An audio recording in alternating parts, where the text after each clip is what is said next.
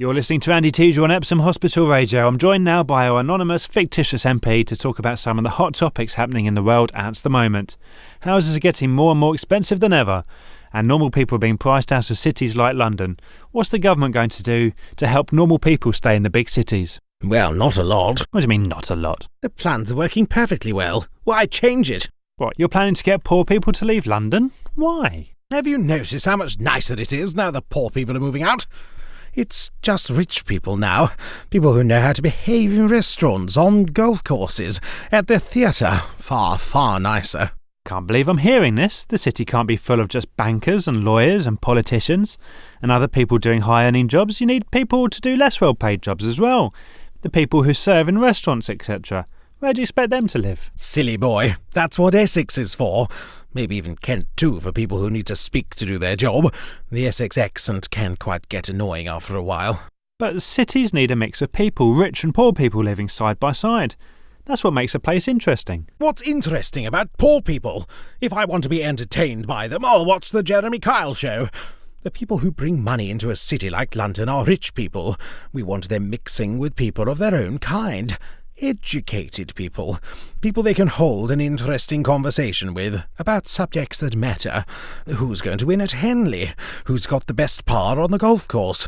Who slept with the girl wearing the pink bikini in the strip club? Not depressing stuff about getting repossessed or how you're cutting back on the Christmas presents because husband Dwayne has lost his job as a forklift truck driver. It's really bad enough that we have to let these people into the city, joining the date at work. But if I had my way, anyone earning less than $40,000 a year would be under curfew instructions to leave the city by 8 p.m. Unless their pointless little job dictates that they have to stay for some reason. That's incredible. I can't believe you think that. Besides, not everyone walks straight into a 40k a year job. Well, that is a fair point. Maybe everyone who is earning less than that wage can stay if they have a certain degrees at specified universities and are working for various companies. I remember when I left Oxford in my first job. Well, I was only earning 35k working for Daddy's law firm. Maybe there should be some exceptions. Are there any other exceptions in your crazy money-filled world? Well, maybe prostitution. OK, well, moving quickly on. It's not just London that has high house prices. Manchester, Birmingham, Surrey, Poole. What about those places? The same rule should apply there too. Why? Well, it's all Tony Blair's fault, really. He was the one who encouraged companies not to be so London-centric and have offices all over the country. It's bad enough that some wealthy people have had to relocate to these hideous cities, let alone mix with whippet-walking, pie-munching, Burberry-wearing, lager-drinking northerners. But Poole's not northern, neither's Surrey. Aye, but Surrey is where the rich people go to retire, and Poole is where we have our holiday homes. If one day you're lucky enough to reach senior management level, you'll find that you'll get the whole summer off. You'll want to get away from London to somewhere like Poole. I've got a lovely place in Sandbanks. Beautiful it is. It's got a swimming pool, large garden, and an entertainment room with a bar and a pole. So, what's about the poor people living in Poole then?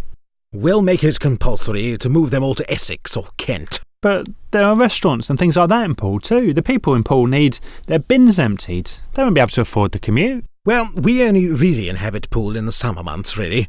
We can stick all of them in one of those holiday camps they all love so much. If we stick barbed wire around the edges, maybe we can enforce a curfew there too. You're making it sound like a Nazi concentration camp. Well, that's a little harsh. Our party line at the moment is to leave Europe, not take it over. Anyway, Essex and Kent are nice counties. Why, Kent's the Garden of England, and Essex is full of lovely countryside. Yes, but Kent is full of road and rail links to Dover and the continent, and so is more likely to be filled with illegal immigrants. And Essex, well, Basildon, Romford, Southend, the damage is already done. Right, well thank you for this most interesting insight into your warped mind. You're from Surrey, aren't you? Yeah? Do you earn more than 40k? No way. Heads up, you might want to move to Essex now. It's going to become rather tricky to find somewhere to live after the next election. Ask the MP was written and produced by Andy Tijou, starring Andy Tijou as himself, and Dan Street as the purely fictional MP. Though there may be similarities to the past and current events and people, the MP is purely fictitious, and is not based on any particular person or political party. Please don't sue me. Or me.